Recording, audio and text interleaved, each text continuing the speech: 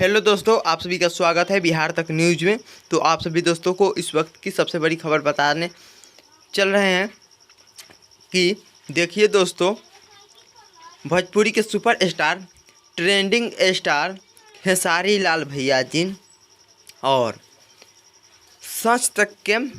Trending पत्रकार मनीष कश्यप भैया जी खेसारी लाल भैया जी से बात किए, मिले और उनसे पॉजिटिव वे में बात किए, जिससे बिहार को एक अच्छे दिशा में कैसे ले जाया जाए और कैसे भोजपुरी समाज का विकास हो सके। इस विषय में मनीष भैया और खेसारी लाल भैया जी जो ट्रेंडिंग स्टार है भोजपुरी के, उनसे बात किया गया। और संस्था के पत्रकार मनीष कश्यप भैया जी जो ट्रेंडिंग पत्रकार कहे जाने वाले मनीष कश्यप भैया जी एक साथ मिलकर भोजपुरी समाज और बिहार नहीं बल्कि उत्तर प्रदेश और भोजपुरी समाज को ऊपर ले जाने का बात की गई।